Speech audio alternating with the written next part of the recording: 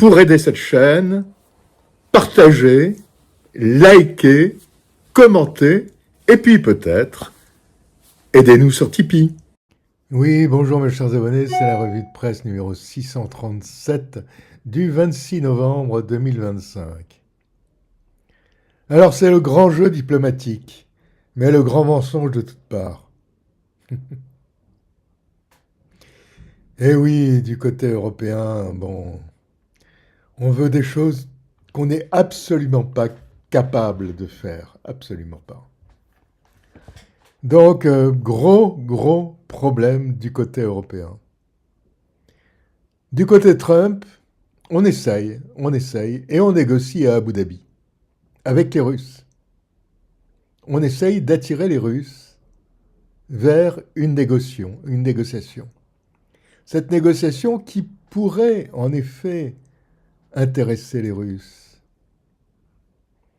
Et puis cette négociation qui finalement, est souhaitée peut-être par tout le monde. Les Européens n'ont finalement pas la possibilité d'aller plus loin. Les États-Unis, évidemment. Et les Russes, c'est quand même bien intéressant, car c'est la reprise, eh bien, mon Dieu, du commerce, etc., vers les États-Unis. Alors peut-être pas vers l'Europe, mais vers les États-Unis. Et puis ces projets du Grand Nord, peut-être. Mais alors, revenons au terrain, parce que le terrain, c'est absolument essentiel. Revenons au terrain, parce que, alors, je vais vous faire de temps à autre des petits points de situation. Alors, qu'est-ce qui s'est passé cette nuit ? Eh bien, les frappes russes ont détruit des cibles dans la région de Soumy, de Dnipropetrovsk, de Kharkiv, de Kiev, de Poltava, d'Odessa et de Zaporizhzhia. L'armée russe a frappé des centrales thermiques, des installations de commandement, des postes de défense aérienne et des entrepôts dans la région de Kiev. Alors, il y a eu des blessés et des morts également. Alors, les Russes ont frappé le système énergétique, comme d'habitude, les installations de défense aérienne, les stations de communication, les entrepôts de la région d'Odessa. L'offensive russe se poursuit dans la direction de Severs, de Pokrovsk et de Zaporizhzhia. Bien. Alors là, je vous cite les sources russes qui disent que les pertes ukrainiennes se sont élevées hier, donc, à 1610 soldats. Alors attention, ce sont des estimations russes. Moi. Bon. Mais voilà ce qui se passe. Alors, la carte des avancées russes dans Severs. Et puis, les forces russes sont avancées aussi dans la partie orientale de la ville de Mirovrad. Mais alors attention, il y a des contre-attaques ukrainiennes tout le temps. Les Ukrainiens se battent avec bravoure. Mais ils sont pris dans la nasse, complètement dans la nasse. Bien, je vous ferai ce genre de petits points de temps à autre. Mais là, c'est important, parce que la Russie avance sur tous les fronts et que les négociations piétinent. Allez, mes chers abonnés, c'est la revue de presse 637 du 26 novembre 2025. Bonne lecture, au revoir. Je pense personnellement, comme un certain nombre d'analystes, à la fois très contradictoires d'ailleurs, la JP Morgan Chase Bank a un centre d'analyse géopolitique qui présente 4 scénarios que je décris dans mon livre, dont le scénario coréen, le scénario israélien, le scénario biélorusse et le scénario géorgien.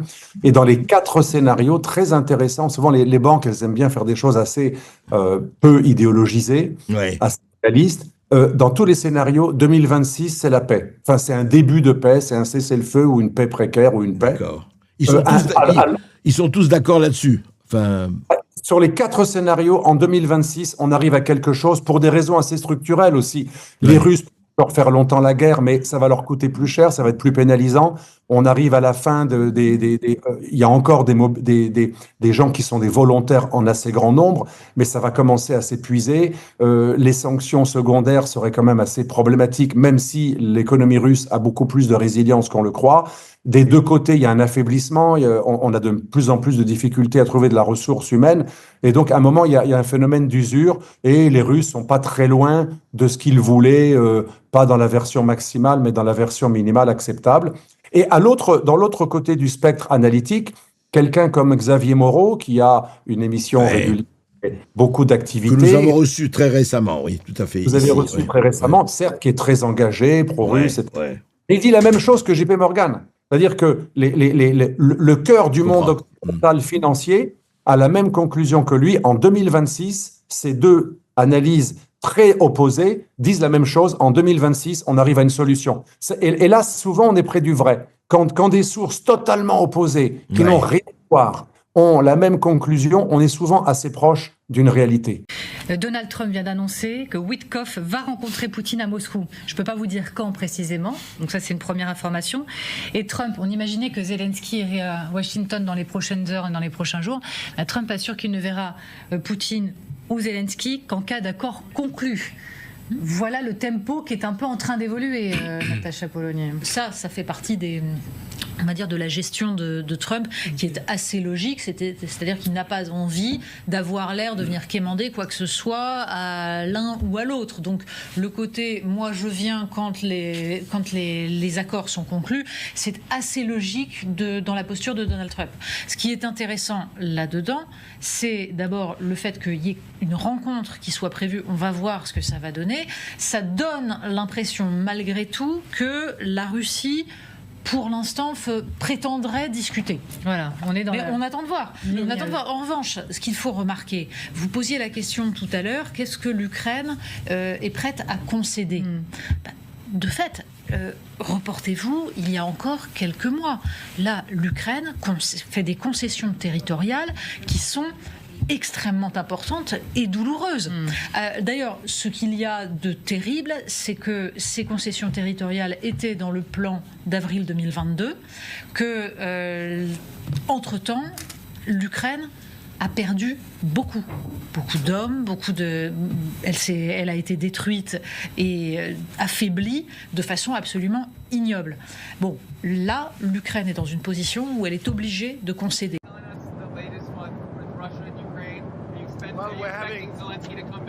We're having good, I don't know, he would like to come, but I think we should get a deal done first.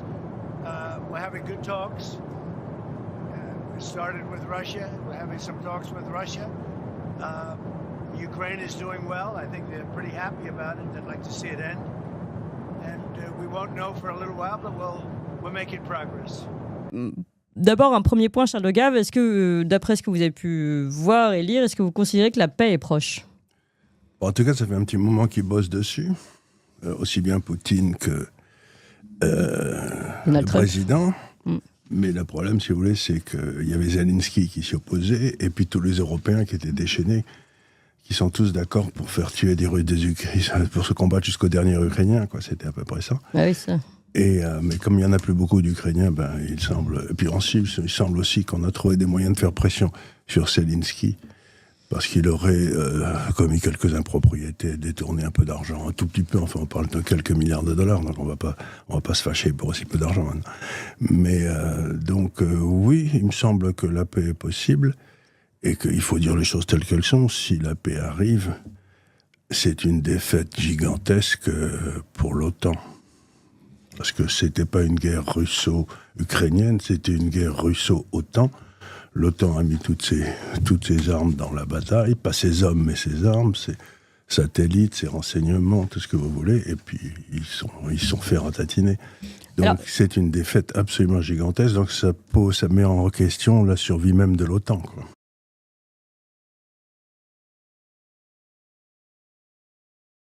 Your fight is our fight. Ваша боротьба – це наша боротьба. 2017 will be the year of offense. 2017 рік буде ріком нападу. All of us will go back to Washington and we will push the case against Russia. Ми всі повернемося до Вашингтону і ми будемо відстоювати санкції проти Росії. Enough of a Russian aggression. Досить вже російської агресії. It is time for them to pay a heavier price. Час вже щоб вони заплатили важчу ціну. I believe you will win. I am convinced you will win, and we will do everything we can to provide you with what you need to win. Я вірю в те, що ви виграєте, переможете. Я переконаний в тому, що ви переможете, і ми вам допоможемо всіма можливими засобами. Це те ж саме гільзи з ворожих БМП, які розмальовані художництвом Бердянська. З Новим роком, дорогі мої!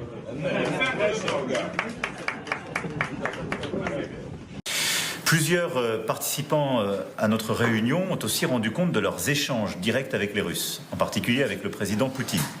Il n'y a aujourd'hui clairement pas de volonté russe d'avoir un cessez-le-feu. Et les propos qui ont été tenus par le ministre des Affaires étrangères russe d'ailleurs ces dernières heures, à l'issue des discussions de Genève, l'ont montré. Il a dit qu'il n'avait pas de volonté de discuter sur le plan dit amendé qui ressortait des discussions de Genève. Et donc dans le court terme, nous avons quelques lignes simples. D'abord, nous devons continuer de mettre la pression sur la Russie pour qu'elle veuille négocier. Ce sont nos sanctions, les sanctions américaines qui rentrent en vigueur, ce que nous faisons contre la flotte dite fantôme qui fait les trafics de pétrole à travers le monde. Ensuite, nous devons continuer de soutenir l'Ukraine avec force, ce que nous avons fait lundi dernier quand le président Zelensky est venu à Paris, et ce que tous les collègues font autour de la table, le soutien financier, le soutien militaire pour tenir cette guerre de résistance. Troisième chose, il faut continuer les discussions de paix. On pourrait donc penser qu'au cours des 4 dernières années, on peut remonter à 2021, il y a eu une recherche de ce à quoi pourrait ressembler un éventuel accord de paix. Du côté ukrainien, il souhaiterait une certaine dissuasion vis-à-vis de la Russie, ce qui est compréhensible. La Russie, de son côté, veut s'assurer que l'Ukraine ne soit pas utilisée par l'OTAN comme un instrument contre elle, ce qui est également compréhensible. Et c'est pourquoi il est très difficile, dans ce type de compétition sécuritaire, de parvenir à un accord.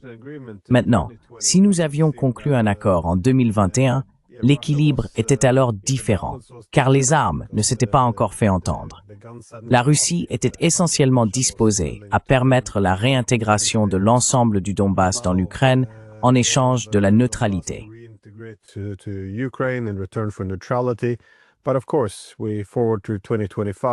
Mais bien sûr, en avançant rapidement jusqu'en 2025, le monde paraît désormais très différent. Et oui, un règlement politique pour mettre fin à la guerre et établir un statu quo reste extrêmement important pour stabiliser la ligne de front entre l'OTAN et la Russie. Mais il semble que plus la guerre dure, plus cet objectif s'éloigne, car le plan en 28 points, que, oui, évidemment, tout le monde a lu, est désormais un plan en 19 points. En somme, il s'agit de faire davantage de concessions à l'Ukraine pour rapprocher Zelensky. Comment comprendre cela? Pardon, 2022, ça a failli s'arranger. Ouais. Avant que Boris Johnson vienne et nous dire, voilà, il y a eu c'était à Ankara entre Russes. Donc, est-ce que ça a plus de chance aujourd'hui d'aboutir? Écoutez, de toute façon, je crois s'il y a une chose que ne pourront jamais changer, c'est la géographie. Nous serons toujours des voisins. Et c'est clair que les voisins doivent vivre en paix et pas en guerre. C'est pour ça que moi, je pense que ce traité de paix qui, grâce au Dieu, à Trump pourra être signé d'ici peu, sera le premier pas, puisque ce qui manque aujourd'hui, c'est la confiance. Il y a une méfiance totale. Et alors, c'est pour ça que je crois qu'une fois signé le traité de paix avec l'Ukraine, il faut aller plus loin, il faut lancer en quelque sorte le processus d'Helsinki bis, c'est-à-dire élargir des cadres et parler de la sécurité de tout le monde. La Russie aussi a besoin de sécurité. S'il a lancé cette opération, il ne se sentait pas en sécurité. C'est pour ça. Et là, dans ce processus, sûrement, l'Europe trouvera sa place naturelle. Et la France pourra jouer le rôle moteur. Oui, voilà.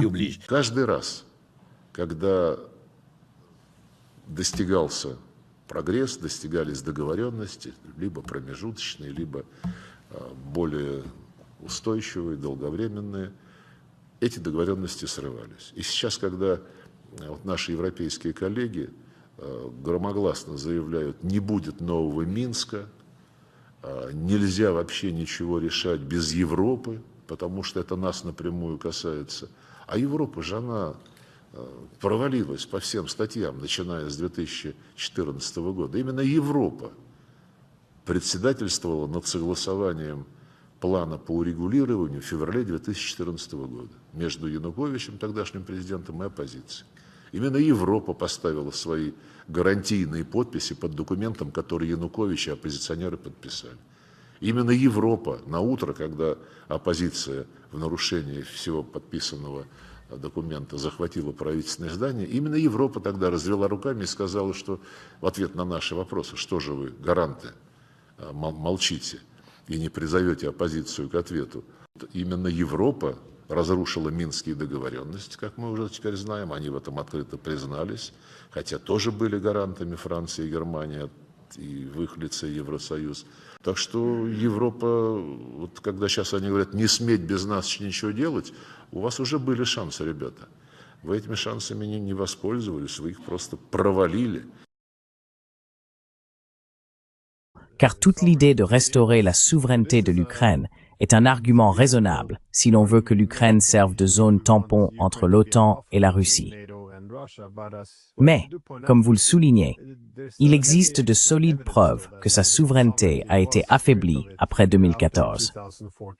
Les principaux médias aux États-Unis ont même reconnu que les États-Unis, selon les termes du New York Times et du Washington Post, avaient commencé à reconstruire les services de renseignement ukrainiens à partir de zéro pour en faire un partenaire contre la Russie. Nous avons le procureur général d'Ukraine, qui a été remplacé après que Biden l'a renvoyé, ce qui soulève également une question de souveraineté.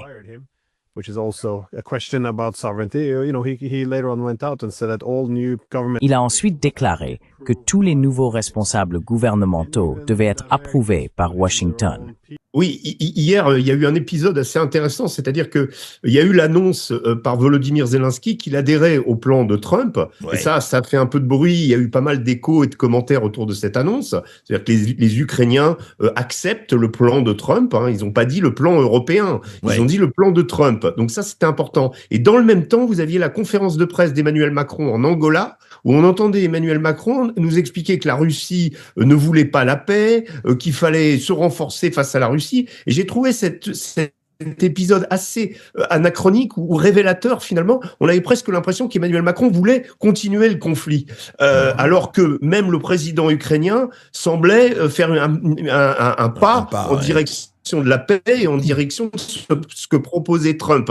Et c'est là où la position des Européens est le plus délicate, me semble-t-il. C'est-à-dire que l'Europe se contente de faire ce qu'on attend d'elle dans cette histoire, c'est-à-dire apporter de l'aide à l'Ukraine, parce que c'est ce sur quoi elle s'est engagée. Elle a signé d'aider l'Ukraine auprès de Trump, ça a été acté, et donc mais qu'elle ne devienne pas un obstacle si les deux belligérants décident de se rapprocher. Et là, il y a quelque chose d'étrange dans cette position en fait, je vais dire jusqu'au boutiste. C'est Keir Starmer, c'est effectivement Friedrich Merz, mais c'est surtout Emmanuel Macron, me semble-t-il, qui systématiquement rappelle le danger que représente la Russie, l'agression, la guerre hybride, enfin tout y va. Là, il y a eu une arrestation de personnages qui faisaient de l'humanitaire militaires dans le Donbass qui sont accusés d'espionnage. Je ne sais pas s'ils sont vraiment espions ou pas, mais il y a une sorte d'accélération. Ils parlent du service militaire comme par hasard en ce moment. Et donc, il y a une rhétorique guerrière chez nous. Oui, puis on a vu les propos de Mandon, on a vu tous les propos qu'on a cités au début. Mais tout ça, c'est lié. Et dans le même temps, vous avez des gens qui recherchent la paix. Et c'est là où il y a une sorte on se demande où sont les uns et les autres, et on se demande si vraiment notre président est vraiment, comme il le dit, comme il l'affirme régulièrement, derrière ce projet de paix porté par Trump. Alors justement, Pierre Lelouch, qui veut vraiment la paix ou qui ne la veut pas? Est-ce qu'on peut poser la question ainsi? Je crois que tout le monde la veut, y compris Poutine, parce que au fond, il a remporté ce qu'il cherchait. Il est sur le point de remporter ce qu'il cherchait. Les Ukrainiens sont à bout. Le président Zelensky est pris dans une affaire compliquée de corruption qui affaiblit son régime. Il manque d'hommes, il manque de matériel. Les Américains ne payent plus depuis le mois de janvier. Il n'y a plus un sou. Donc la guerre, elle est aujourd'hui financée essentiellement par l'Europe. On en est, nous, à 175 milliards d'euros donnés depuis le début de la guerre. C'est pas rien. Donc aujourd'hui, je dirais qu'on est normalement à la fin de cette horrible guerre, mais il reste des problèmes extrêmement lourds. Alors, sur la question du cessez-le-feu, le président Macron a raison de dire que les Russes n'en veulent pas. Ils ne veulent pas de cessez-le-feu puisqu'ils dominent sur le champ de bataille et ils ne cesseront le combat qu'au moment où ils obtiendront un traité de paix qui leur convient. Et dans la liste des choses qu'ils souhaitent et qui n'ont pas varié d'ailleurs depuis avant le début de la guerre. C'est pour ça que j'ai écrit qu'on aurait pu éviter tout ça depuis fort longtemps. La question centrale, c'est la neutralité de l'Ukraine. Le président Bush, fils, a voulu faire rentrer l'Ukraine dans l'OTAN en 2008. À l'époque, j'étais le président Sarkozy, Madame Merkel a dit à Bush, faites pas ça, il y aura la guerre. Il y a eu la guerre immédiatement après en Géorgie. Et puis Crimée, et puis 2022.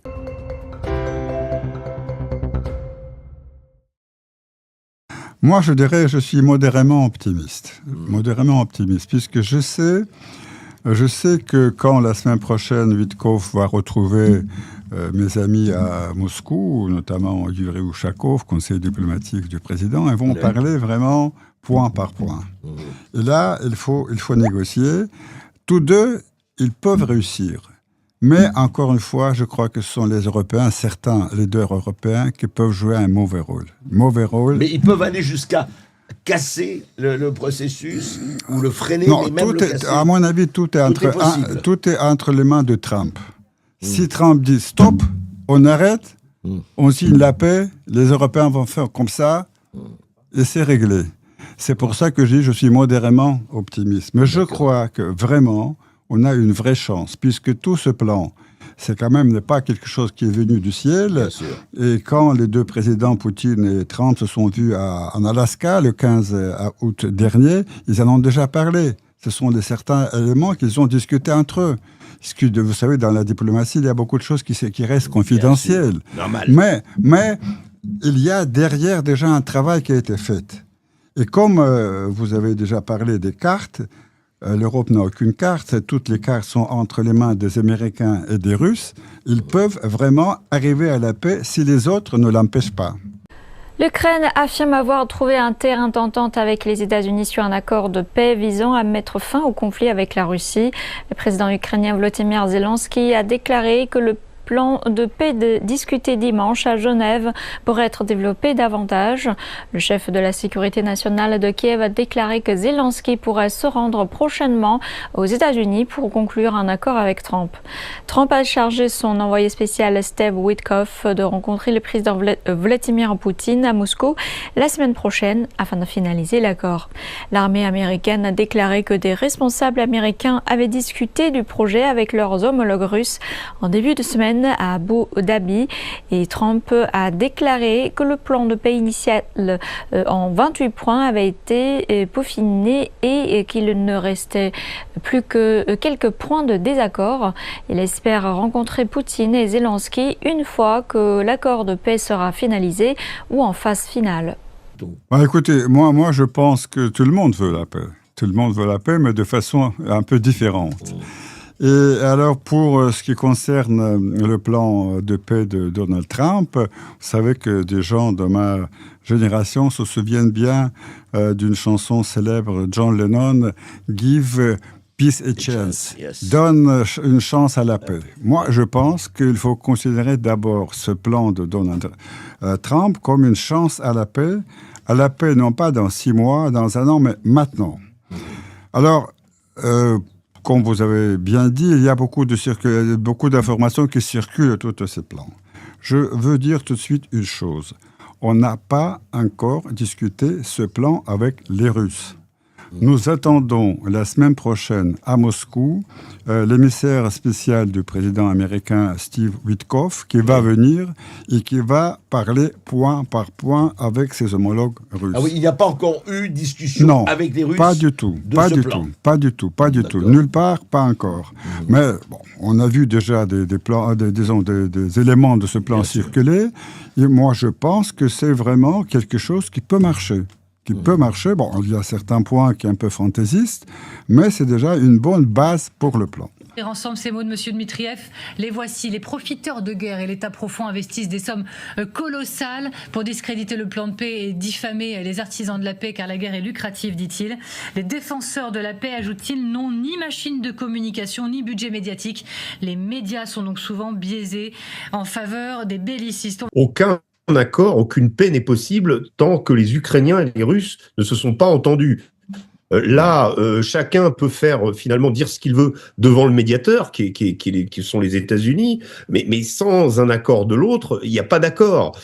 Alors, du point de vue des avancées, parce qu'on entend, vous savez, en fait, vous regardez ce que dit Marco Rubio, ce que dit Donald Trump, ce que disent pas mal, même les Européens, et Zelensky lui-même, c'est il y a eu des progrès énormes, on a avancé, mais quand il s'agit de décortiquer ce sur quoi on a avancé, là, personne ne s'avance.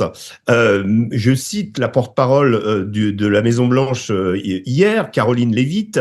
Elle a dit quelques détails délicats, mais pas insurmontables à régler. Le problème, c'est que ces détails délicats, alors on se doute un petit peu, on se doute que, évidemment, c'est la question, le premier sujet de discorde qui a été la question du partage du territoire et de l'emplacement de la ligne de démarcation. Pour la Russie, on sait que le Donbass, la conquête du Donbass est, je dirais, actée, ou c'est quelque chose qu'ils vont réclamer. Les Ukrainiens ne veulent pas ou considèrent qu'ils ne peuvent pas faire d'amendement à leur souveraineté. Mais ça va de toute façon se passer. Et l'autre point critique, c'est quelles sont les fameuses garanties de sécurité exigées par Zelensky. C'est-à-dire, est-ce que ça va ressembler à une forme d'article 5, sans qu'évidemment, nulle part, le terme OTAN soit prononcé, parce que si on prononce le terme OTAN, eh bien, on retourne à la plupart, c'est-à-dire aux origines du conflit. Et d'ailleurs, je remarque aussi qu'en 1992, quand l'Ukraine a proclamé son indépendance, dans sa constitution a été écrit que l'Ukraine est un pays neutre. Il faut tout simplement revenir à toutes ces bases pour retrouver la paix et la stabilité au centre de l'Europe, en Ukraine. C'est un plan qui est acceptable par les deux si on reste dans une rationalité. Donc les Ukrainiens, ils ont déjà validé un premier cessez-le-feu en mars dernier, que les Russes ont refusé. Aujourd'hui, ils disent, voilà, quelque chose d'équilibré. Ils vont aller voir Trump en disant, ça nous convient. Ça aussi, on est prêt à signer pour la deuxième fois un cessez-le-feu. Maintenant, il faut mettre la pression sur la Russie pour qu'elle aussi, elle accepte ces conditions.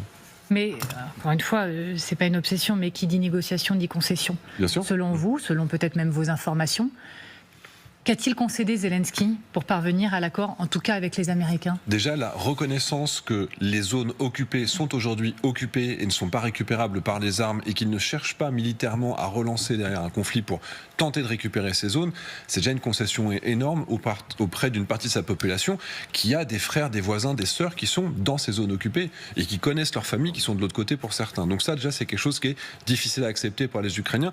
Ils ne récupéreront pas leurs terres, ni par les armes, ni éventuellement par la diplomatie dans quelques décennies, mais c'est quand même très lointain. Les Russes, de leur côté, et là, un point important, les militaires avec lesquels je suis beaucoup en contact, ils ne peuvent pas de toute façon accepter qu'il y ait un recul territorial. Parce qu'ils sont morts sur ces lignes par milliers et par milliers chaque semaine pour pouvoir défendre des villes comme Kramatorsk. Mais deuxièmement, parce que militairement, les lignes de défense sont devant Kramatorsk. Si on dit aux Ukrainiens maintenant, vous reculez sur la ligne du Donbass, il n'y a aucune défense. Ils n'ont pas de barrage, ils n'ont pas tout ce qu'ils ont pu construire. Et il faudrait entre 8 mois et 1 an pour construire des défenses d'un niveau qui permettrait d'éviter que les Russes puissent relancer cette offensive, parce que ce serait vraiment une porte ouverte qui est derrière les villes de Kramatorsk. Oui, alors ce serait une défaite pour l'OTAN, mais peut-être pas pour les États-Unis, parce que on détaille les 28 points du plan Donald Trump, après on va voir ce qui est gardé, ce qui n'est pas gardé, mais on avait déjà fait un peu ce travail-là sur Tocsin. Ils sont très avantageux pour l'économie américaine. Ça, l'économie américaine, bien entendu, mais surtout, ils sont avantageux pour ce que j'essaie d'expliquer depuis un petit moment, c'est que les États-Unis veulent se retirer vers ce que j'ai appelé la forteresse américaine, et qui veulent plus s'occuper d'Europe, et ils ne sont même pas certains qu'ils veulent beaucoup s'occuper du Japon ou de Taïwan, d'ailleurs. Donc les États-Unis veulent se retirer, c'est pour ça qu'ils s'intéressent au Venezuela, c'est pour ça qu'ils s'intéressent au Groenland, c'est pour ça qu'ils s'intéressent à tous ces trucs-là.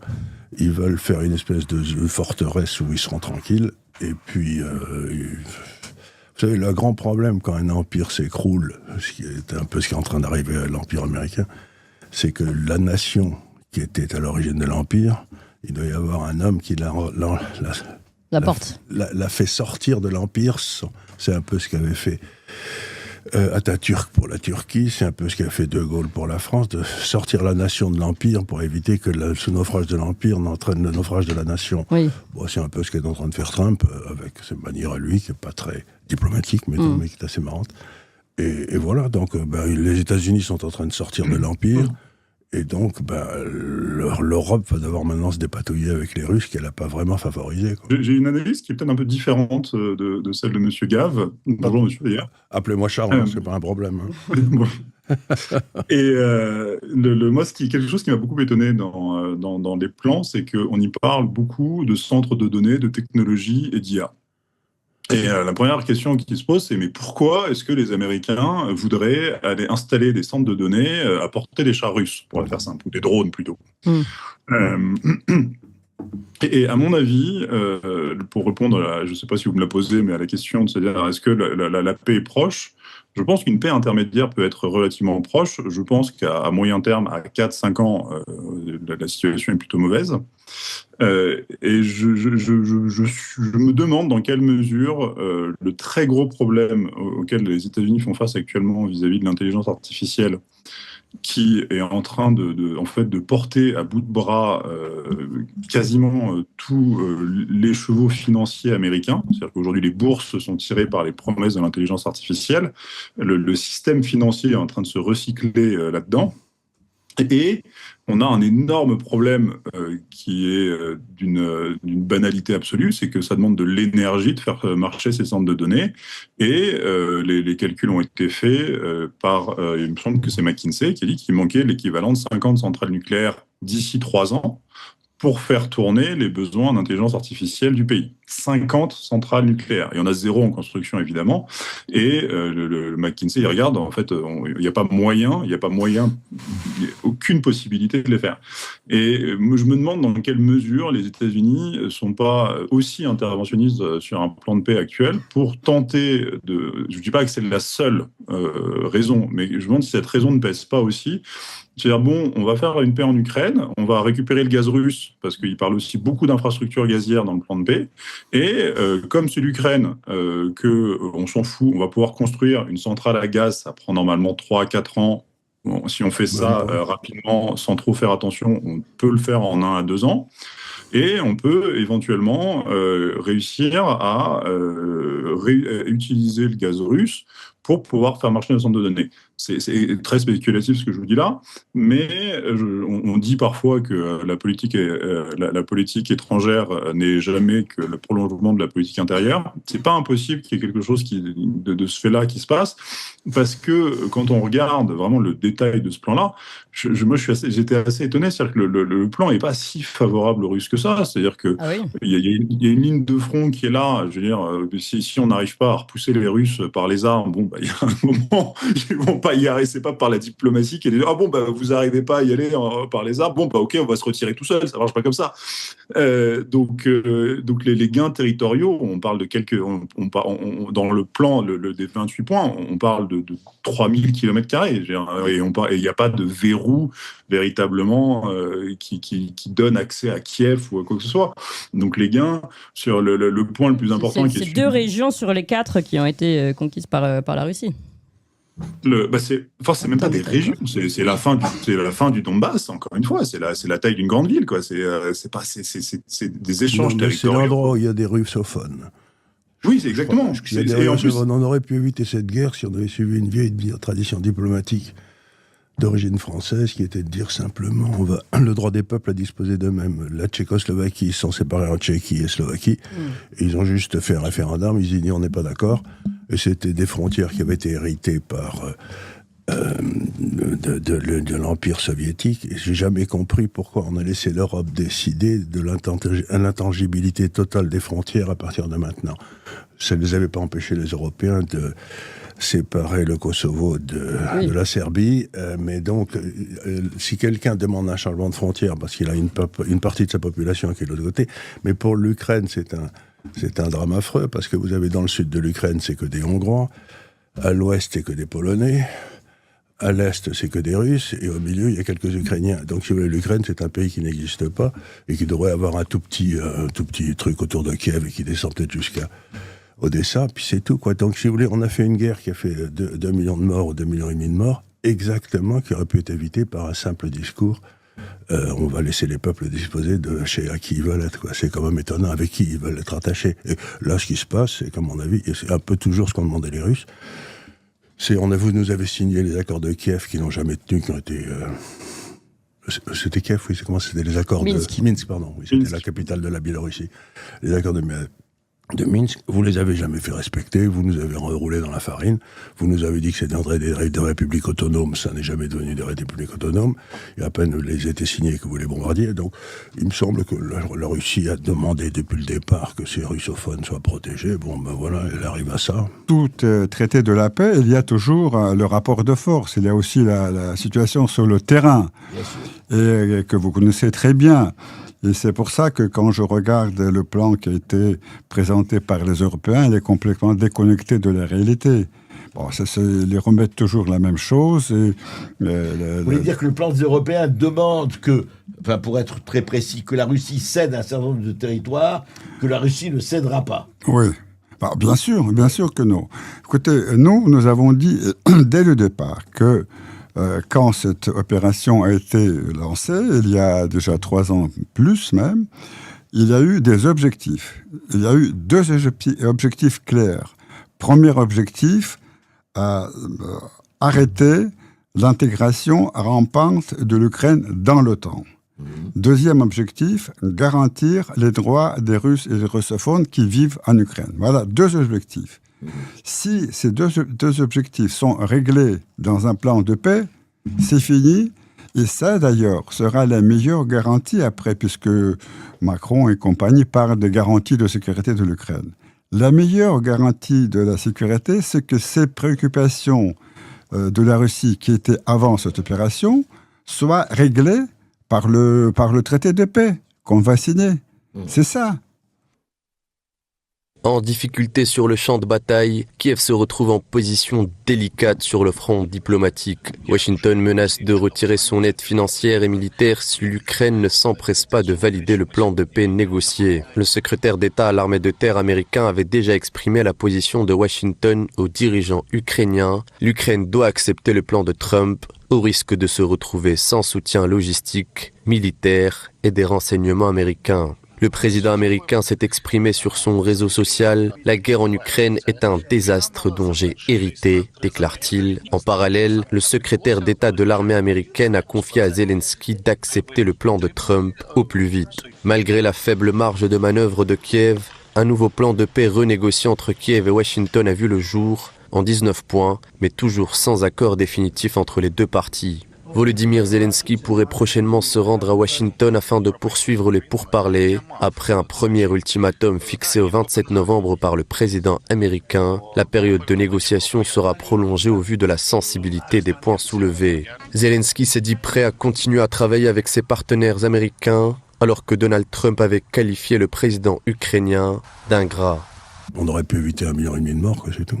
Oui, mais là, d'ailleurs, je vais rejoindre la chronique de Thomas Séraphin juste avant. Il y avait certainement des enjeux autres que purement économiques, non? Vous pensez pas? Je ne crois pas du tout. Je crois pas du tout. Les gens s'imaginent toujours qu'il y a d'horribles conflits, qu'il y a du pognon, qu'il y a des gens dans les ficelles qui tirent pour avoir gagné de l'argent. Il n'y avait rien à voir. L'explosion du gazoduc de Nord Stream, ça n'a rien à voir, vous pensez? C'était pas une guerre énergétique derrière? De la part de la CIA qui a fait sauter le truc, certainement. Oui. Mais je crois que les Russes, ils voulaient simplement que la plupart des Russes qui étaient de la mer Russie, si vous prenez un homme comme Solzhenitsyn, qui était quand même un très grand Russe, ils considéraient que séparer l'Ukraine de la Russie, c'était un drame abominable. Et pour eux, c'était la maison mère. Kiev, c'est là où tout a commencé. La Russie a commencé à Kiev. Donc, si vous voulez, c'est comme si... On nous avait dit que, je sais pas, l'Alsace-Lorraine ne fait pas partie de la France. Les Français se sont battus en 14-18, c'était il y a peu de temps l'anniversaire, mais ça pas tellement pour des grosses questions d'argent, mais simplement parce qu'ils voulaient reprendre les deux provinces.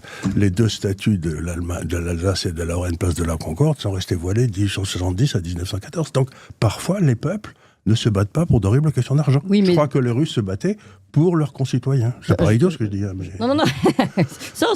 ça paraît assez... On aimerait bien que ce soit toujours le cas. Je crois que c'est ce qu'il a dit tout le temps. Si vous écoutez, ce qui est étonnant avec Trump, avec Vladimir Poutine, c'est qu'il vous dit ce qu'il va faire. Il vous le dit, il le dit pourquoi il le fait, etc. Et tout le monde dit, oui, il y a des gros conflits d'intérêts de l'autre côté. Non, mais moi, je parlais de l'autre côté, justement. De l'autre côté, je sais pas.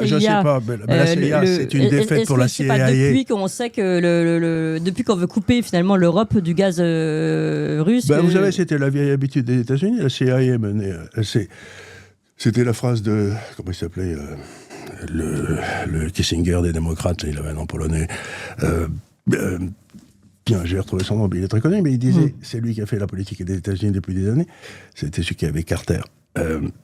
Il disait, la politique des États-Unis, c'est de maintenir l'Allemagne en servage, la Russie ruinée et la Chine toute seule. Donc, on ne peut pas dire qu'ils ont réussi leur coup. C'est raté, oui. C'est raté. Donc, pour moi, il y avait des conflits dégueulasses derrière, des problèmes d'argent. Par exemple, l'Ukraine, c'était un territoire de la CIA où ils mettaient toutes leurs opérations dégueulasses pour aller livrer des armes aux musulmans, etc. Ça a été toute l'affaire Clinton, qui va ressortir d'ailleurs. Mais honnêtement, quand je regarde ça, je me dis, la CIA, l'État profond américain, tout ça, ont fait des calculs dégueulasses. Et le but, c'était de détruire la Russie pour pouvoir garder le contrôle sur le pétrole. Ça, c'était évident. Mais de l'autre côté... j'ai pas l'impression que les Russes aient fait des calculs économiques particulièrement savants, c'était juste pour défendre la mère patrie. Quoi. Ça paraît un peu crétin, parce que j'ai l'air de dire que les Russes sont gentils et que la CIA est méchante, mais je crois que ça correspond un peu à la réalité. Quoi. Je pense que Donald Trump, il est très pragmatique et il n'est pas dans une posture d'attente. Il est très activiste et il est prêt à forcer cette paix. C'est un faiseur de paix, mais il va aider les parties prenantes à négocier. Et donc, là, il a mis au point un plan de paix qui s'inspire du succès qu'il a obtenu avec Israël et Gaza il y a un peu plus d'un mois, et avec un peu cette même articulation avec différents points. Oui, c'est un peu plus difficile, là, Nicolas Conquer, là. Non, et il la reconnaît volontiers, et il le reconnaît volontiers lui-même, qu'effectivement, ça nécessite d'avoir les deux belligérants qui s'entendent sur ces différents points. Et force est de constater que l'action du conseiller spécial Witkoff, qui, malgré toutes les critiques qu'il peut recevoir parce qu'il fait son travail de négociateur, lui vaut en fait de faire progresser, et je pense qu'on est vraiment dans les phases finales de un accord de paix, parce que effectivement Trump le dit peut-être avec un peu d'emphase et d'hyperbole qu'il y a des progrès énormes, mais là Steve Witkoff pour aller au Kremlin la semaine prochaine, il y a la délégation ukrainienne qui n'est pas loin également aussi dans les Émirats. Donc il y a vraiment cette notion de dire que il y a, quelqu'un disait un bouger dernièrement pour la politique française, un mot horrible, mais il y a vraiment, je pense, un alignement de structure et une volonté de mettre fin à cette boucherie. Je veux juste ressortir un chiffre qui est cynique et qui est une terrible comptabilité macabre, mais là on a à peu près entre 25 et 30 000 morts par mois, ce qui représente ce que les États-Unis ont subi de morts pendant toute la guerre d'Afghanistan et d'Irak. Nous avons fait l'erreur il y a 30 ans, à partir des années 97, sous Clinton et ensuite sous Bush fils, l'erreur d'étendre et l'Union européenne parce que l'Union européenne, c'est pareil que l'OTAN, puisque l'organisation de défense de l'Union européenne, c'est l'OTAN. Ces deux élargissements à des pays revanchards qui ont des problèmes, des comptes à régler avec la Russie, ne pouvaient pas le faire tout seuls. Mais se sentant fort avec l'aide américaine, qui veut d'ailleurs vendre ses armes tant qu'elle peut, ils se sont sentis gonflés et ils ont entraîné depuis 30 ans l'OTAN toujours plus vers l'Est. Et c'est pas moi qui critique cette histoire, et c'est encore moins un narratif pro-russe, puisque le concepteur du containment pendant la guerre froide, l'endiguement, George Kennan, avait dit « La plus grande erreur de l'OTAN, c'est une extension vers l'Est inconsidérée. » Ça ne veut pas dire que ça soit moral. La géopolitique, ce n'est pas la morale. Je comprends qu'un Balte, un Polonais et bientôt un Ukrainien ou un Moldave veuillent rentrer dans l'OTAN.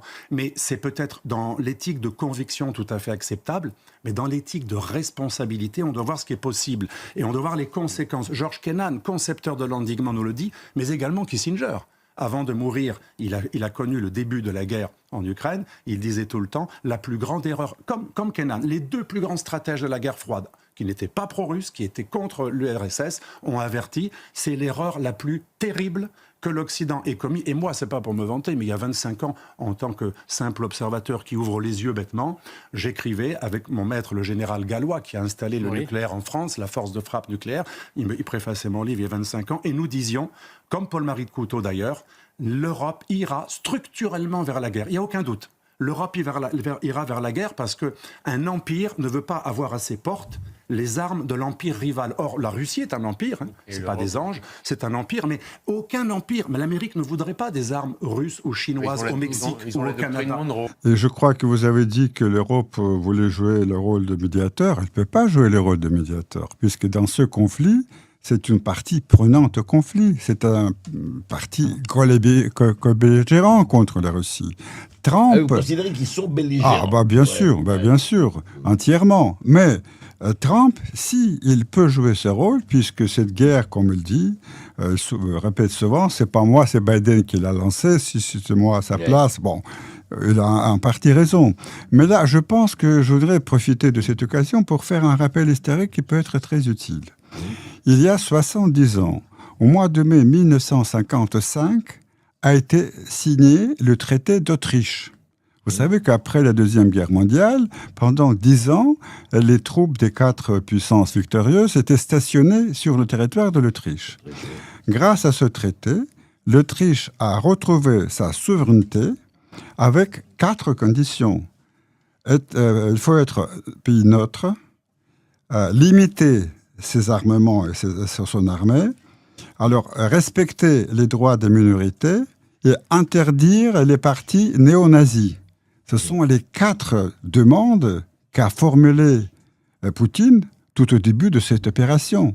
Et alors, ce traité a été signé entre l'Autriche et les 4 pays, l'Union soviétique, les États-Unis, la France et la Grande-Bretagne. Et depuis, pendant 70 ans, l'Autriche vit bien. Je pense qu'il y a beaucoup de pays en Europe qui peuvent envier l'Autriche de sa prospérité et sa situation actuelle. Voilà un bel exemple comment on peut régler des choses pareilles. Et Goldman Sachs a relevé ses prévisions de croissance économique pour la Chine jusqu'en 2027, soulignant la résilience des exportations, le soutien politique plus fort et la croissance du secteur manufacturier de haute technologie. Dans son dernier rapport, la banque d'investissement a relevé ses prévisions de croissance du PIB réel de la Chine pour 2025 de 4,9% à 5%. Elle a également relevé ses prévisions pour 2026 et 2027 d'un demi-point de pourcentage et de 0,7 points de pourcentage respectivement. Le rapport indique que malgré les difficultés liées aux droits de douane, le renforcement des exportations devrait stimuler l'expansion économique globale. Il estime que les exportations sont en passe d'enregistrer une croissance d'environ 8% sur l'ensemble de l'année, soulignant la compétitivité générale des produits chinois. L'analyse indique également que l'objectif de la Chine de moderniser les industries traditionnelles bénéficiera d'un soutien gouvernemental complet conformément au 15e plan quinquennal du pays. La banque a ajouté que le frein économique exercé par le secteur immobilier devrait s'atténuer dans les années à venir, tandis que le processus d'internationalisation du UN s'accélère. En 1945, à San Francisco, l'ONU naît des ruines de la Seconde Guerre mondiale. Quels étaient ses objectifs? Quels étaient les objectifs de ses fondateurs lors de la création de cette organisation? Caroline Galacteros. Écoutez, les objectifs étaient généreux et ambitieux. Il s'agissait effectivement, sur le champ de ruines de la Deuxième Guerre mondiale, de trouver une enceinte. Il y avait eu dans les années 20 le projet de la Société des Nations, mais qui avait avorté. Et donc l'idée, c'était de rassembler tous les États du monde avec un forum et aussi des principes et une charte. Et la charte de l'ONU, même si elle n'est guère respectée depuis quelques décennies, est très importante sur le fond, par les principes qu'elle a institués. Et donc, il s'est agi d'organiser la vie internationale, les relations internationales de l'après-guerre, sur un mode, si possible, non conflictuel, et où, avant de lancer des interventions ou des réactions, il fallait tout de même arriver à une forme de consensus, en fait, sur une situation de crise ou de conflit. La pierre d'angle, en fait, du maintien de la paix, voire du rétablissement de la paix, c'était le chapitre 7 de la Charte.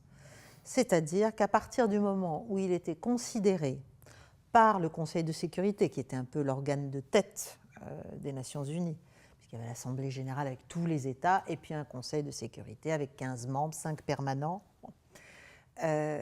Donc, à partir du moment où il était considéré par le Conseil de sécurité qu'il y avait une menace sur la paix et la sécurité et la stabilité ou la sécurité internationale, il pouvait être décidé une intervention. Tout ça était bâti sur un équilibre, et notamment sur une bipolarité très nette entre les États-Unis et l'URSS. Mais il y avait cette bipolarité très structurante qui, en même temps, permet... Alors, il y avait beaucoup de conflits indirects qui géraient la rivalité, en fait, entre les deux grands, mais il y avait quand même des canaux de communication, des moyens de faire baisser les tensions, mais à partir du moment où l'équilibre, où la fin de la guerre froide est arrivée et où il y a eu d'un seul coup un déséquilibre de puissance très fort,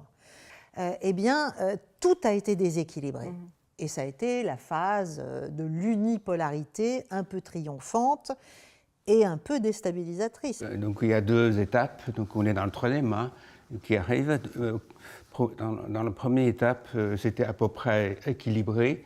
Et puis après, quand les États-Unis pensent qu'il n'y a que lui dans le monde, ils commencent à faire ce qu'il a envie de faire. Par exemple, guerre en Irak. L'ONU ou pas l'ONU, je m'en fous, donc j'y vais. Voilà, donc maintenant, on va voir dans la troisième époque comment on va jouer.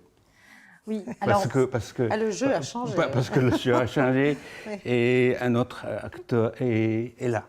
Voilà. Oui, pour moi, l'ONU est tout à fait indispensable. Simplement, il faut lui redonner un souffle, il faut rétablir sa légitimité, il faut réinstaurer et respecter de nouveau les principes fondateurs de la Charte.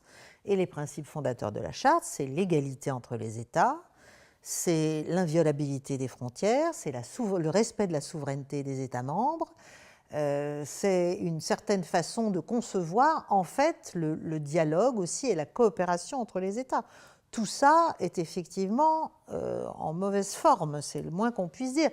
Mais évidemment, si on s'autorise, par exemple, à intervenir dans un conflit comme on l'a fait effectivement en Irak, comme on l'a fait en Libye, comme on l'a fait en Yougoslavie, en ex-Yougoslavie, en 1999, sans mandat de l'ONU, à ce moment-là, on voit bien que c'est la loi du plus fort, c'est éventuellement ce qu'on appelait dans les années 90 la communauté internationale, c'est-à-dire en fait l'Occident. Encore une fois, on avait une sémantique extrêmement inclusive, mais ce n'était pas du tout inclusif. C'était les États-Unis et les puissances européennes, c'est tout.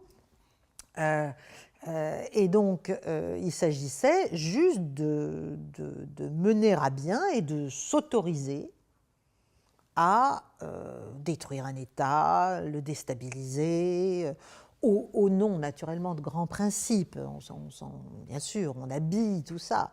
Les droits de l'homme, l'humanité, l'humanitaire, le développement, la démocratie, etc., etc. Enfin, les résultats sont là. Ça n'a jamais apporté, aucune des interventions depuis les années 90 n'a jamais apporté le règne des droits de l'homme, la démocratie, le développement, la prospérité. Enfin, je ne sais pas, à moi, je veux bien être démenti, mais je crains de ne pas pouvoir l'être, à vrai dire. Tout à fait d'accord. Donc, malgré les imperfections, l'ONU est indispensable.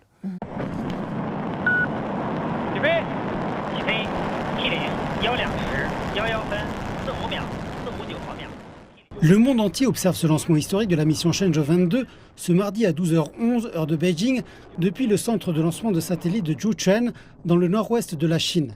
Il s'agit d'une première pour les missions spatiales habitées chinoises. Une fusée Longue Marche Joseph de secours envoyant dans l'espace le vaisseau spatial non habité Shenzhou 22 de secours pour une utilisation d'urgence. Le principal défi pour nous est de mener à bien ce lancement dans un délai très court, tout en accomplissant la mission d'urgence. Cela a été un test important, mais ce lancement réel nous a apporté une expérience inestimable. Environ 10 minutes après le lancement, Shenzhou 22 s'est séparé de la fusée et est entré dans l'orbite prévue, marquant ainsi le succès du lancement. Bien qu'il s'agisse d'une mission non habitée, nous continuons à respecter les normes les plus strictes et les plus élevées utilisées pour les missions habitées. Même si cela implique de travailler 24 heures sur 24, nous éliminerons complètement tout risque potentiel. Le vaisseau spatial Shenzhou 22 s'est arrimé à la station spatiale Tiangong lors d'un rendez-vous autonome rapide. Il transporte de la nourriture spatiale, des fournitures médicales, des fruits et légumes frais, des appareils spécialisés pour réparer la fenêtre fissurée du vaisseau spatial Shenzhou 20 et des pièces de rechange nécessaires à la station spatiale. Il s'agit également de la première mission de lancement d'urgence pour le vaisseau spatial Shenzhou. Nous avons adopté le protocole de lancement d'urgence de 16 jours. Depuis le début des missions habitées, nous disposons d'une fusée et d'un vaisseau spatial en attente sur le site de lancement pour les cas d'urgence. La Chine indique que la sécurité des astronautes est toujours prioritaire. Cette mission d'urgence Shenzhou 22 vise à garantir le retour en toute sécurité de l'équipage de la mission Shenzhou 21 en orbite. Ce lancement d'urgence marque une étape historique pour le programme spatial habité chinois, démontrant ses capacités de sauvetage rapide et son engagement ferme en faveur de la sécurité des taïkonautes et de l'exploration spatiale durable. Bonjour Dimitri, bonjour à tous. Vincent, au Brésil, l'ancien président Jair Bolsonaro a été définitivement condamné. La Cour suprême a décidé que tous ses recours étaient épuisés. Alors, il va commencer à purger en cellule une peine de 27 ans de prison pour tentative de coup d'État. Oui, alors Jair Bolsonaro n'est pas le premier président à être emprisonné au Brésil. Les juges en ont enfermé 2 autres. Ils ont condamné Fernando Collor il y a 2 ans et il purge sa peine à domicile. Et puis Lula a passé plus de 500 jours dans un QG de la police fédérale avant que son procès soit invalidé à cause d'un vice de forme providentiel. Alors à écouter les progressistes, le sort de Jair Bolsonaro prouve que l'état de droit se renforce au Brésil. Mais à écouter les partisans de l'ancien président, les 2 autres étaient des voleurs et Bolsonaro, lui, est une victime. Victime de la toute-puissance des juges, de l'un d'entre eux en particulier, Alexandre de Moraes, ancien ministre devenu juge à la Cour suprême. Il s'est dressé contre le président pendant son mandat et il s'est acharné ensuite à le perdre. Alors c'est clair, Alexandre de Moraes est une vedette et il est implacable. En juillet, avant même le procès, comme il soupçonnait Bolsonaro d'entrave à la justice, il l'a placé en résidence surveillée, privée de visites et de réseaux sociaux. En septembre, au procès, il a plaidé qu'il fallait sauver la démocratie, ne pas prendre les menaces de putsch de Bolsonaro pour des fanfaronnades. Samedi enfin, il n'a pas hésité à l'incarcérer. Alors Jair Bolsonaro s'était attaqué à son bracelet électronique avec un fer à souder. Ah oui, l'épisode a sidéré le Brésil. Jair Bolsonaro plaide l'égarement dû aux médicaments, la paranoïa, une crise, la curiosité même. Le juge prétend que l'ancien président voulait s'évader en profitant d'une manifestation de ses partisans sous ses fenêtres pour rallier l'ambassade des États-Unis à 2 pas. C'est une version complètement rocambolesque. Les manifestants faisaient une veillée de prière à 2 pâtés de maison. L'ambassade est à 15 km de là et la police fédérale gardait le domicile de Bolsonaro. Il n'empêche, le juge a ordonné illico son arrestation cassation. À Potron-Minet, Bolsonaro est entré dans une cellule. Il doit théoriquement y rester jusqu'en 2053. Autrement dit, à perpétuité, puisqu'il a 70 ans. L'un de ses fils a eu cette phrase « L'objectif du juge est très simple, tuer mon père ». L'ancien capitaine est l'ombre de lui-même. Le coup de couteau qu'il avait reçu pendant sa campagne électorale lui a laissé de lourdes séquelles. Il a des problèmes cardiaques, pulmonaires, neurologiques, en plus d'un cancer de la peau. Un fantôme est entré en prison. Le juge devrait se méfier parce que il risque de faire le passe-muraille et de s'évader définitivement les pieds devant. Mais Jair Bolsonaro, tout de même, Vincent, est coupable. Il a été battu par Lula et il a tenté de rester au pouvoir. Oui, il a perdu d'une poignée de voix et il a refusé d'y croire. On sait tout des manigances de l'entourage. Il conspirait sur Facebook ou même par SMS. La police n'a eu aucun mal à enquêter. Le putsch militaire a fait pchit parce que des chefs d'état-major ont refusé. Le président s'est enfui à Miami avant même la passation des pouvoirs. La curiosité, c'est qu'il soit revenu après que ses partisans aient dévasté les bâtiments officiels de Brasilia. Mais au Brésil, le golpe, le coup d'État, c'est une tradition nationale. L'amnistie est la règle et Jair Bolsonaro est l'exception. On attend maintenant ce que va faire Lula. La descente aux enfers de son rival est une seconde victoire éclatante. Le gracier serait populaire, mais il peut aussi bien le laisser au cachot et savourer sa vengeance. Vous semblez exonérer totalement la direction de France Télévisions de cette trajectoire inquiétante de déficit. Pourtant, dans les rapports qu'on peut lire, on voit qu'il y a une absence totale de maîtrise des dépenses, qui n'est pas due d'ailleurs au concours de l'État. Quand on voit les erreurs stratégiques qui ont été commises, vous en avez parlé de Salto qui a coûté des dizaines de millions d'euros aux contribuables, quand on voit l'erreur stratégique aussi de France TV Slash, dont on ignore aujourd'hui le coût, mais la direction de France Télévisions reconnaît que c'est un échec puisque ça n'a jamais trouvé son public chez les jeunes, au-delà en plus d'être une machine idéologique. Quand on voit l'échec aussi de France Info TV, qui peine à trouver son audience avec près de 1% de part de marché, avec des chiffres qui sont probablement loin du coût effectif du fait de l'absence de vraie comptabilité analytique que vous avez pourtant réclamée. Quand je dis vous, c'est l'ARCOM, mais avait réclamé auprès de Madame Ernotte en 2015, puis en 2020, puis en 2025, la mise en place d'une comptabilité analytique qui n'a jamais vu le jour et qui nous empêche de connaître aujourd'hui exactement les coûts de ces programmes. Quand on voit enfin l'absence de perspective d'optimisation sur la réforme des France 3 régions, des France Bleu, où on peine à voir les pistes d'optimisation, autant de critères que je vous donne, autant de pistes, de projets qui ont été la responsabilité de la direction de France Télévisions, j'ai l'impression que c'est difficile d'exonérer la direction de France Télévisions de ce déficit abyssal. Qu'on vient d'apprendre à l'instant de la part de la Cour de cassation. Que se passe-t-il dans l'affaire Big Malion et Sarkozy ? Big Malion, vous le savez que Nicolas Sarkozy avait été condamné à 1 an de prison, dont 6 mois ferme. Eh bien, cette décision est confirmée aujourd'hui par la Cour de cassation. Ça veut dire que l'ancien président de la République est définitivement condamné dans cette affaire. C'était le dernier recours en France. Cher maître, c'est le dernier recours. Donc il est définitivement condamné par la justice française dans l'affaire Big Malion, qui est une affaire de surfacturation. De surfacturation de la campagne présidentielle de 2012. Ouais. Donc condamnation définitive, vous avez raison, en France pour les recours, mais la condamnation est exécutoire. C'est-à-dire que la peine pourrait être désormais mise à exécution, quand bien même il y aurait un recours devant la Cour européenne, c'est autre chose. D'accord. Dans le détail, que dit la Cour de cassation dans le rendu qui nous a été donné donc il y a quelques minutes seulement, Alexandra? Eh bien, en fait, la Cour de cassation a rejeté dans son ensemble les pourvois qui avaient été formés par Nicolas Sarkozy ainsi que 3 autres personnes condamnées dans cette affaire, notamment le directeur de la campagne à l'époque, et a donc rejeté ces pourvois qui étaient formulés et qui portaient, on le rappelle, sur des questions de droit, pas sur le fond de l'affaire, et notamment sur une question de l'autorité de la chose jugée. Nicolas Sarkozy, notamment, et ses avocats expliquaient que, comme le Conseil constitutionnel s'était déjà prononcé sur les financements de sa campagne, que le montant n'était pas le même, et reprochait finalement à la Cour d'appel de ne pas se positionner sur le même montant.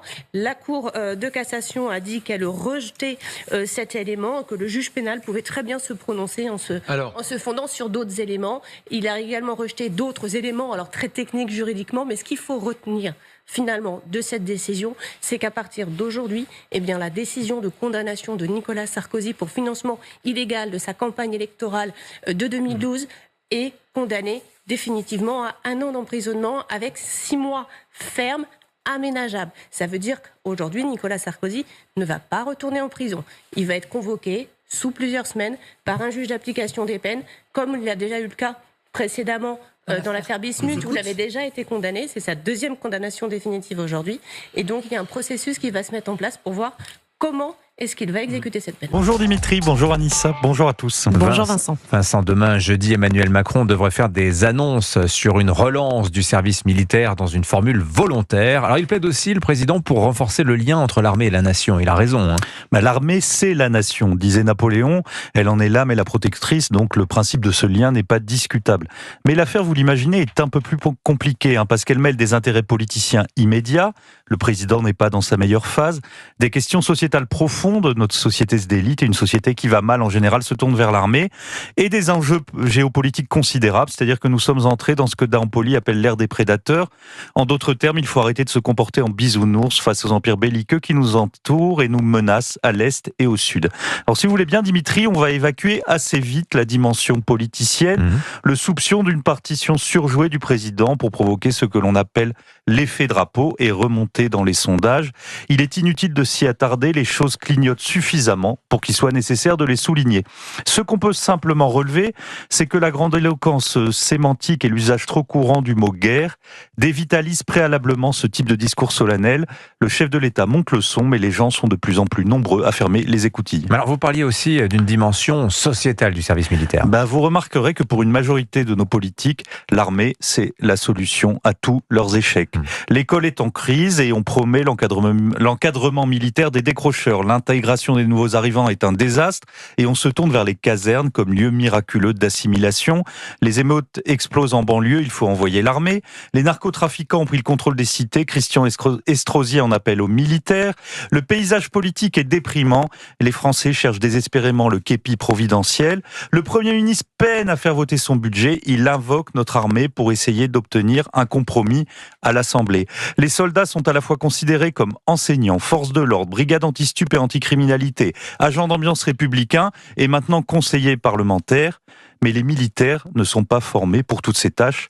Ils sont formés pour se battre. Et se battre, c'est tuer, dit le général Lecointre. L'art militaire, c'est l'art de la guerre, pas l'art de compenser les défaillances politiques et les dysfonctionnements d'une société. Mais alors, ce projet de service militaire, justement, il est militaire. Il n'a pas d'autre but que de renforcer nos armées. Alors, nous verrons demain les contours de ce nouveau service, son financement et sa réalisation pratique. Ça fait 8 ans qu'Emmanuel Macron nous en parle. Et en 2017, il le faisait quand la question russe n'en était pas une, puisqu'au même moment, il recevait Vladimir Poutine à Versailles. Cette histoire de service militaire, c'est un peu la même chose que le projet de référendum. Et peut-être qu'avant la fin de mandat, on va arriver à la combinaison de ces 2 projets éternellement repoussés, un référendum sur le service militaire. Plus sérieusement, il est évident que l'état du monde exige un renforcement spectaculaire de notre défense nationale. Mais cet effort ne peut pas se faire en décalage quasi schizophrénique avec le reste de la société. Comment préparer les jeunes générations au sacrifice au moment même où l'on décide d'abaisser l'âge de la retraite? La force d'âme d'une nation repose sur un état d'esprit qui réunit ses soldats et toute la société dans les mêmes attachements pour un territoire, une mémoire, une histoire, une langue, un art de vivre, une prospérité, une fierté. Le déclin économique, démographique, scolaire, industriel, civique atteint en profondeur ce sentiment national. Et dans ce cas, la solution n'est pas militaire, mais elle est culturelle et politique.